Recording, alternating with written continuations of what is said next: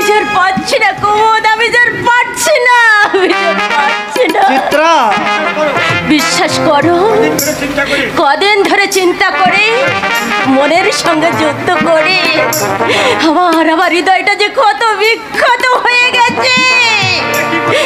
আমি যে কি করবো, আমি যে কিছুই বুঝতে পারছি না। আমি বলবো চিত্রা। বলো, তুমি তো সব বুঝতে পারছো। এবার তুমি বলো, আমি কি করবো, আমি কি করবো, আমি কি করবো? শহরের সেই শোকেসের পুতুল চিত্রা আজ মাটিতে পড়ে দুপ্প হয়ে গেছে। মা মাটি মানুষকে তুমি ভালোবেসেছো চিত্রা, আমার মনের স্বপ্ন তুমি সত্যে পরিণত করেছো।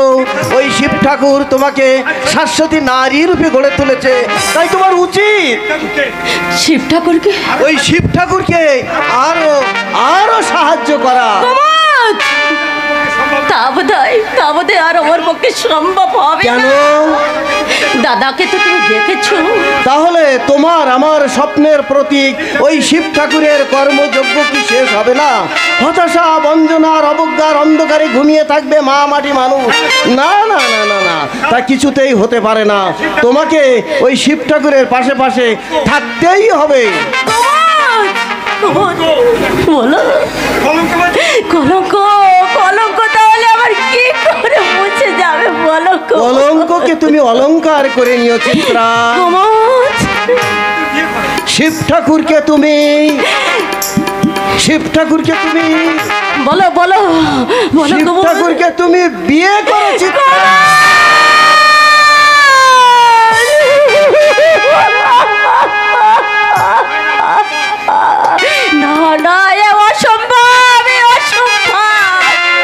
অসম্ভবকে যেমন করে হোক সম্ভব করতে হবে দুর্বল। সামান্য যৌবন, তুচ্ছ কামনা তরুণদের এই অভিনব যাত্রাকে রুদ্ধ করতে পারে না। ত্যাগ করো দুর্ব, ত্যাগ করো। মা মাটি মানুষের মঙ্গলের জন্য ছোট্ট চিত্রার যৌবনের স্বপ্ন বিলাস তুমি তোমার চোখে জল, দুঃখের নয়, বেদনার নয়, অশ্রু আনন্দের, স্বপ্ন রূপায়ণের। যাক, তোমাকে আরো একটা কথা বলা দরকার। আমি বিজয়ের দিন এখান থেকে চলে যাচ্ছি। আবার কবে আসবে? আর হয়তো আসবো না দুব্ব, হয়তো চিরদিনের মতো চলে যাচ্ছি।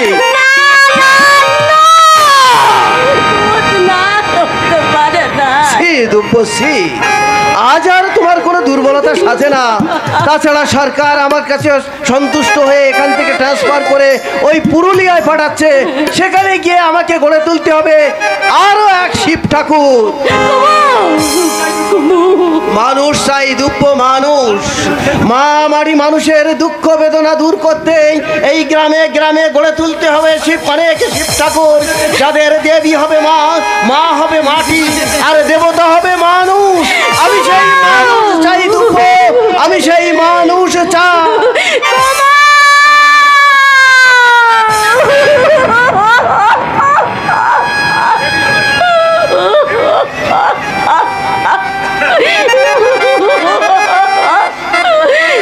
দেবী হবে মা, মা হবে মাটি, দেবতা হবে মানুষ।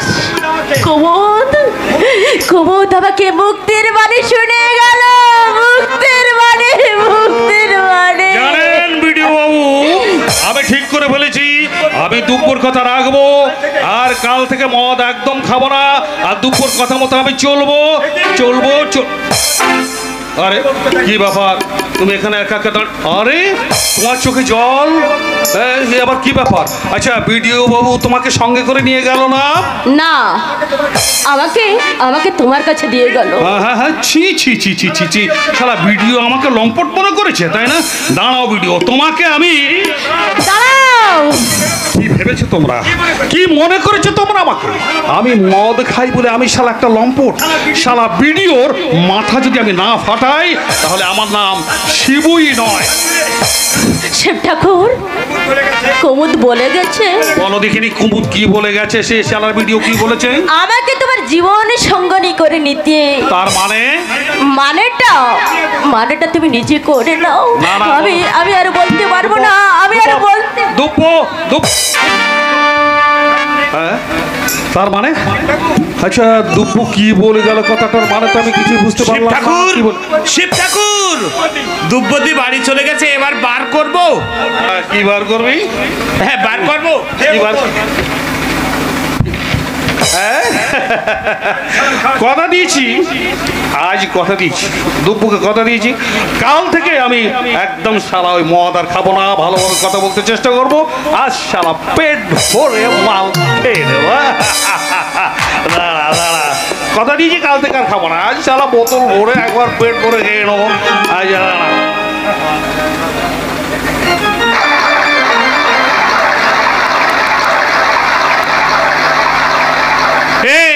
সবটুকু খেয়ে ফেলছে। তুই আবার মদ খাবি কেন? হ্যাঁ তোরা আবার মদ খাবি কেন? হ্যাঁ সারা মদ সারা মালটা বেশ দেখছি তেজি আছে, কিন্তু কথাটা সারা মানে কিন্তু আমি বুঝতে পারলাম না। সারা আমাকে একটু দিলি রে, সবটুকু খেয়ে ফেল। তুই আবার মদ খাবি কেন? তোরা আবার মদ খাবি কেন? তোদের ভাই পালিয়ে গেছে, তোদের জমি কেউ জোর করে কেড়ে নিয়েছে। বল বল, তোদের জমি ভাই মহিম গাঙ্গুলিকে জোর করে কেড়ে নিয়েছে, তাহলে কেন তুই মদ খাবি? কেন মদ খেতে চাচ্ছিস? বল কেন কেন কেন বল বল, কেন তুই মদ খেতে যাচ্ছিস? তোদের জমি ভাই কেড়ে নিয়েছে, শয়তান মহিম গাঙ্গুলি আমার সোনার সংসার ভেঙে গুড়ি দিয়েছে। মদ খাবি কেন? মদ খাবি কেন? মদ জ্বালা পালিয়েছে। আচ্ছা আমি কথা দিয়েছি কাল থেকে আর মদ খাবো না, আজ শালা পেট ভরে শালা সবটুকু খেয়ে নেবো, সবটুকু খেয়ে। কিন্তু দুব্বু যে কথাটা বলে গেল, কথাটা শালা মানে কি? দুব্বু আমার বউ হতে চায়। হ্যাঁ দুব্বু আমার সঙ্গে বিয়ে করতে চায়, দুব্বু হবে আমার বর, দুব্বু হবে আমার বউ, আর আমি হবো দুব্বুর বর। হ্যাঁ শিউ ভালো করে ভেবে চিনতে দেখ, বয়স বেশি হয়ে গেছে, এখন তুই বিয়ে করতে চাচ্ছিস। বিয়ে যারা করেছে তারাই কিন্তু বুঝছে কত ধানে কত চাল। বিয়ে করবি, মাথায় টোপর পরবি, বর সাজবি, বিয়ে করার আগে ভালো করে চিন্তা ভাবনা করে দেখ শিবু, ভালো করে চিন্তা করে দেখ। হায় হায় সাত পাকে বাঁধা পড়ো না, এক দুটো পা কম থাকলে মন্দ হবে না। হায় হায় সাত পাকে বাঁধা পড়ো না, এক দুটো পা কম থাকলে মন্দ হবে না। ছাদনা তলায় পাতায় আছে শিলার নোড়া, সেই নোড়াতে ভাগবে যে গো তোমার দাঁতের গোড়া। ছাদনা তলায় পাতায় আছে শিলার নোড়া, সেই নোড়াতে ভাগবে যে গো তোমার দাঁতের গোড়া। কাঠ ছড়াটা বাঁধা রাখে ওজন করে দেখো, সেই সোলার টোপর লোহার হবে সেটা মনে রেখো। হায় হায় সাত পাকে বাঁধা পড়ো না, এক দুটো পা কম থাকলে মন্দ হবে না। হায় হায় সাত পাকে বাঁধা পড়ো না।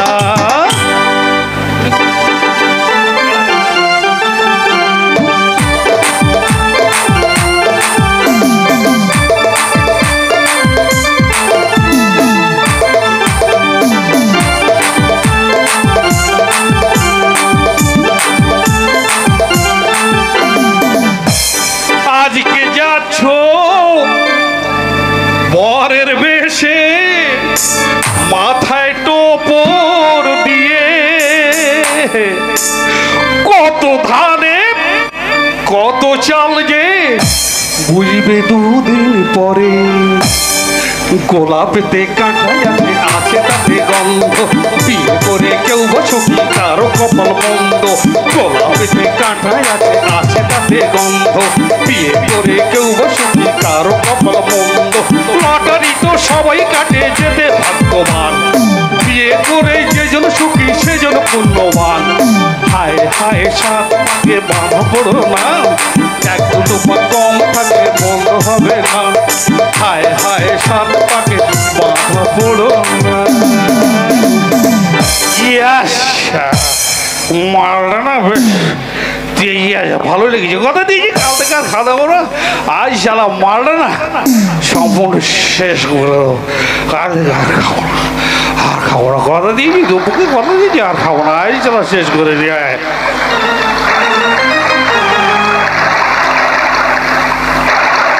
শিবু,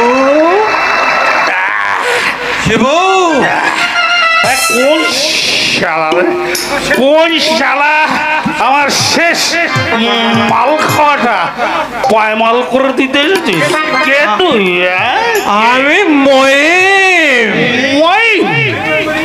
মহিম গাঙ্গুলি, মানে গৌরীপুরের প্রেসিডেন্ট বাবু, তাই না? তা একা এসেছ না সঙ্গে করে লোকজন তো নিয়ে এসেছে? একা এসেছি ভাই।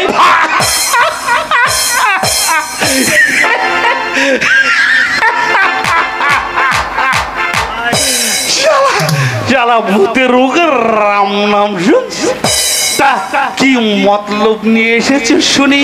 কি বাবার বলো দেখি মহিম গাঙ্গুলি, বলো কি ব্যাপার? তোমার কাছে ভিক্ষে চাইতে এসেছি।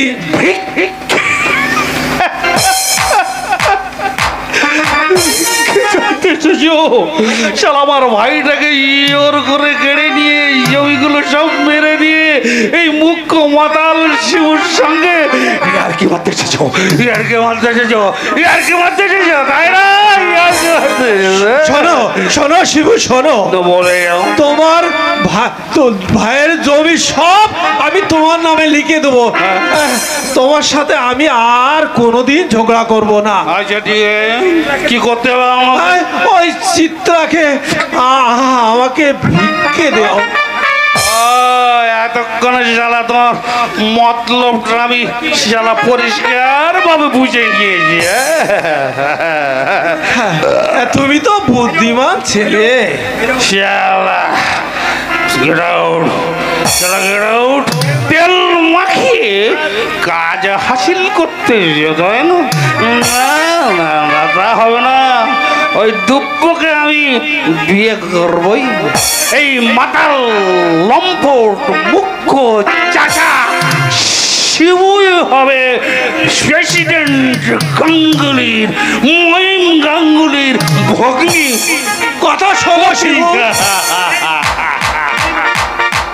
নেই মাংসা হট যাও শালা মহিম গাঙ্গুলি, নইলে এই বোতলের শালে একটা বাড়িতে তোমার মাথার ঘি কিন্তু আমি শালা সব বার করে ছেড়ে দেবো। বেরিয়ে যাও বলবে, বেরিয়ে যাও, ঘি কিন্তু বার করে ছেড়ে দেবো।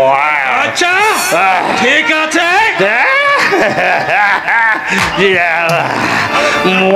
ভালো কথায় কাজ হলো না, গাছ গাছড়া খায়ে এমএ পাস মেয়েটার মাথা খারাপ করে দিয়ে মরে করেছো, তুমি এ করে আমার উপরে টেক্কা দেবে না? আমি এর একটা ভিড় ব্যবস্থা করব, ওই বাদের আগে উদ্বোধনের সময় ঠিক কালই আমি আচ্ছা করে টাইট দিয়ে দেবো। ঠিক আছে শালা, তুমি যাও না, তোমার শালা কত মুরদ আমার ভালো করে জানা আছে।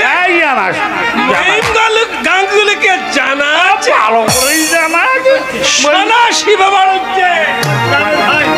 তোমার প্রাণের ভাই কি করেছে আমার টাকা চুরির দায়ে জেল হাজতে পড়ছে। কি বলে? আমার ছোট ভাই ইন্দ্র টাকা চুরির দায়ে জেলের মধ্যে আছে? হ্যাঁ কি বলে?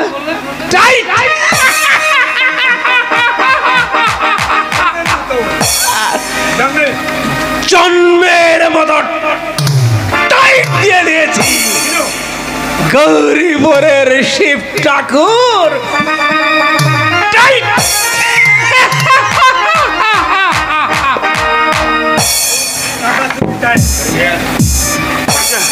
টাকা চুরির দায়ে ইন্দ্র হাজতে এই বলছে ময়ূরগুলি এ কথা কি সত্যি?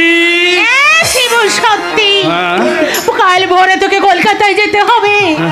আচ্ছা মা, এই 30,000 টাকা ইন্দ্র বাড়ি করছিল, অসীমের যুক্তিতে ছেলেটা চোর হয়ে গেছে, পুলিশ তাকে হাজতে রেখেছে।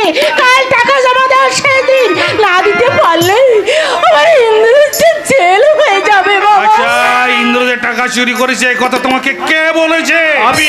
আমি দাদা বাবু। আর তুমি লোকটা কে? আমি আপনার ভাইয়ের বাড়ির চাকর দাদা বাবু। চাকর? হ্যাঁ। চাকর কোন শালা বলে? কোন শালা জগতে চাকরি করে না? কে চাকর বলে? কে চাকরি করে? চুপ কর বাবা, চুপ কর। আচ্ছা ঠিক আছে, চুপ। ওর কথাগুলো একটু মন দিয়ে শোন বাবা। বলো বাবা। আগামীকাল টাকা জমা দিতেই হবে বাবু, না হলে ছোট বাবুর জেল হয়ে যাবে। আচ্ছা আচ্ছা আচ্ছা, শোনো শোনো, কত টাকা দিতে হবে বলো দেখিনি? 30,000 টাকা। 30,000? ঠিক আছে, তুমি কিছু ভেবো না মা, তুমি কোনো কান্না করো না, কোনো ভাবনা করো না। আমি যেমন করে কাল ভোরে ট্রেনে টাকা জোগাড় করে নিয়ে কলকাতা গিয়ে ওকে আমি খালাস করে নিয়ে আসবো। তুমি ভেবো না, তুমি বাড়ি চলে যাও, সব ব্যবস্থা আমি করবো। তাই যাবেন বাবু, তাই যাবেন। আমি আর দেরি করবো না, আমি এখনই কলকাতা চলে যাচ্ছি। সে কি এক্ষুনি তুমি কলকাতায় চলে যাবে? না গেলে হবে না মা, সেখানে দেখে এসেছি একটা দানব আমার দাদাবাবুর সাধের স্বর্গরাজ্য ধ্বংস করে দেওয়ার ষড়যন্ত্র করছে। আমি পরিষ্কার দেখতে পাচ্ছি আমার দাদাবাবুর ভাগ্য আকাশে উঠেছে এক ভয়ঙ্কর ঝড়। সেই সর্বনাশা ঝড়ের তাণ্ডবে দিকে চুরমার হয়ে যাবে আমার দাদাবাবুর সোনার সুখের সংসার। আপনারা আসুন, আমি ততক্ষণে শেষ চেষ্টা করে দেখবো পঞ্চায়েতের সুরভি আমি ধরে রাখতে পারি কিনা, পারি কিনা।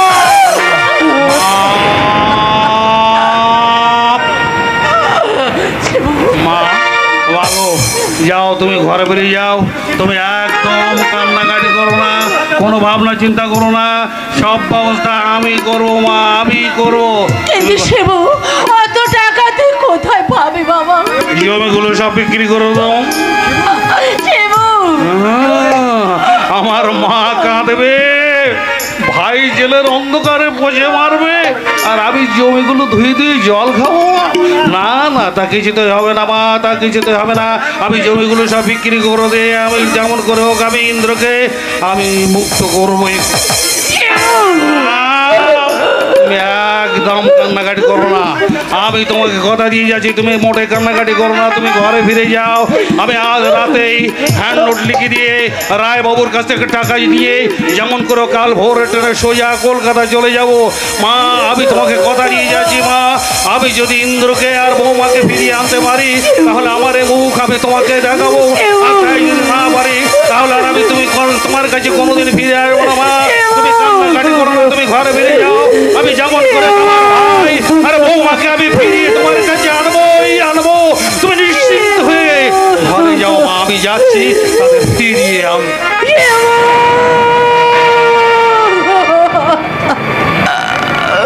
মহিম গাঙ্গুলি, আরে হতভাগা, একদিন ঠাট্টা করে আমাকে বলেছিলে আমি বিদ্যাসাগর